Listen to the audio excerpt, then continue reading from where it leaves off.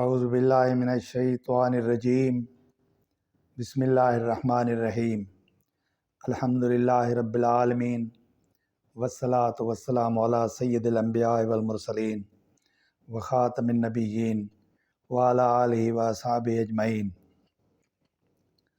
अम्मा बाद। प्यारा दोस्तों, अॼु तव्हांखे हिकु अजीब व ग़रीब ॻाल्हि ॿुधायां थो।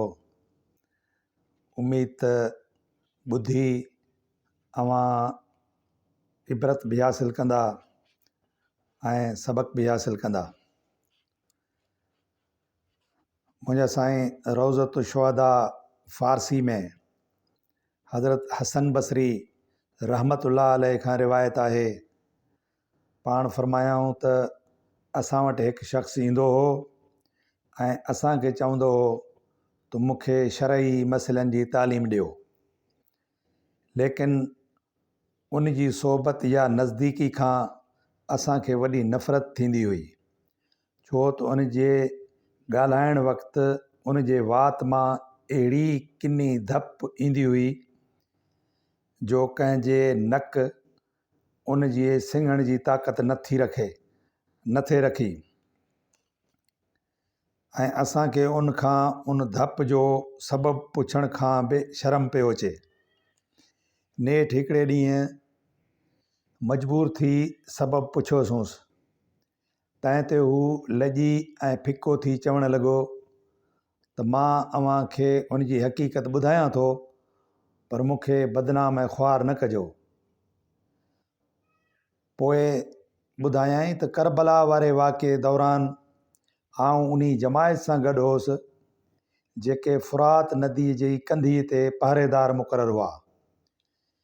जन हज़रत इमाम हुसैन आली मक़ाम अलैहिस्सलाम जे लश्कर खे पाणी भरण न थे ॾिनो। जेको पाणी भरण थे आयो उनखे रोकियो थे वियो। करबला वारे वाक़े गुज़रण खां पोइ हिकु राति ख़्वाब में ॾिठमि त क़यामत क़ाइमु थी आहे ऐं आउं तमामु घणी उञ में वरितलु आहियां। हर तरफ़ पाणी जी ॻोल्हा कयमि, पर किथां बि पाणी न मिलियो।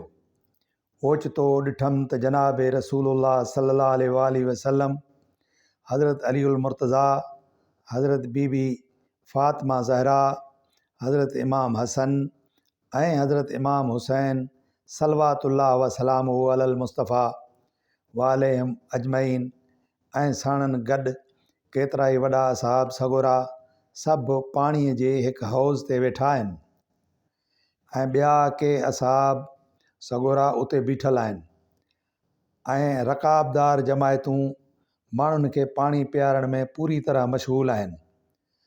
तॾहिं मूं बि रिढ़ी हुज़ूर नबी करीम सल्लल्लाहु अलैहि वसल्लम जे आॾो अची पाणी घुरियो। पाण फरमायाऊं त पाणी पीआरियोसि, मगर मूंखे कंहिं बि पाणी न ॾिनो। 3 भेरा दाहूं कयमि, पर कंहिं बि मूं ॾांहुं ध्यानु न ॾिनो ऐं न कंहिं मुंहिंजी उन जी बाहि ते को छंडो हयो। जॾहिं चोथों दफ़ो दाह कयमि, तॾहिं हुज़ूर करीम सल्लल्लाहु अलैहि वसल्लम जन फरमायो त पाणी छो नथा ॾियोसि। रकाबदारनि अर्ज़ु कयो त या रसूल अल्लाह सल्लल्लाहु अलैहि वसल्लम, हीउ शख़्स उन्हनि माण्हुनि मां आहे जेके फ़रात नदी जे किनारे ते वेठा हुआ, जन हज़रत इमाम हुसैन आली मक़ाम जे उञायल लश्कर खे पाणी भरण न थे ॾिनो। इहो ॿुधी जनाब रसूलुल्लाह सल्लल्लाहु अलैहि वसल्लम जन फरमायो त पोइ कतरान पीआरियोसि। पोइ मूंखे कतरान ॾिनऊं, जंहिं मां उन जी सख़्ती सबबु कुझु चखियमि ऐं जागी पियुसि। ही वात मां किनी धप उतां ई शुरू थी आहे। हाणे जेकी बि खावां पीआं थो सो कतरान थी पवे थो, जंहिंजी बदबू माण्हुनि खे नथी वणे ऐं सभु को मूंसां नफ़रत थो करे। इहा ॻाल्हि ॿुधी हज़रत हसन बसरी खेसि फरमायो त हाणे तूं असां ॾे न ईंदो कर। ऐं न असांजी दिलि ॾुखाईंदो कर। उनखां पोइ हज़रत हसन बसरी थो फरमाए त पोइ उहो शख़्स हलियो वियो ऐं थोरनि ई ॾींहंनि में ज़िलत ऐं ख़्वारी सां गंदो थी मोह।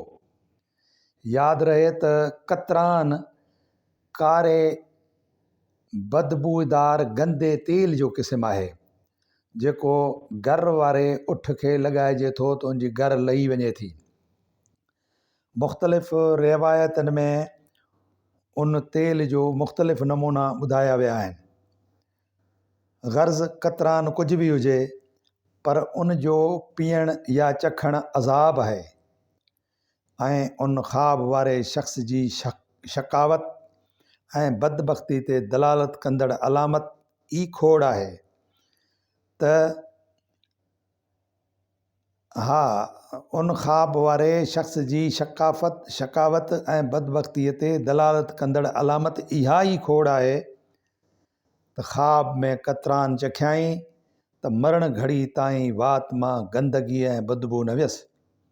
मतिलबु त करबला वारे वाक़े में हज़रत इमाम हुसैन आली मक़ाम जे ख़िलाफ़ जन माण्हुनि कंहिं बि क़िस्म जे अमल में हिसो वरितो या फ़क़ति उन क़ज़िये ते राज़ी रहिया से बुछड़ी मौत मुआ। अल्लाह ताला तव्हां असांखे इमामनि सुवारनि सां मुहबत अता फ़रमाए, उन्हनि जो अदब करण जी तौफ़ीक़ अता फ़रमाए। अल्लाहुम्मा सिमना मिन हाल अहले दलाले व वफ़िक़ना लिसालिहिल आमाले आमीन या रब्बिल आलमीन। प्यारा दोस्तो, उम्मीद त ही ॻाल्हि इबरतनाक ॻाल्हि ॿुधी करे तव्हांखे घणो फ़ाइदो थींदो ऐं तव्हांजी मालूमात में इज़ाफ़ो थींदो। मूंखे उमेदु आहे तव्हां मुंहिंजो ही चैनल सब्सक्राइब कंदा ऐं दोस्तनि सां शेयर कंदा ऐं लाइक कंदा ऐं मूंखे पंहिंजे मशवरनि सां नवाज़ींदा। वमा अलैना इल्लल बलागुल मुबीन।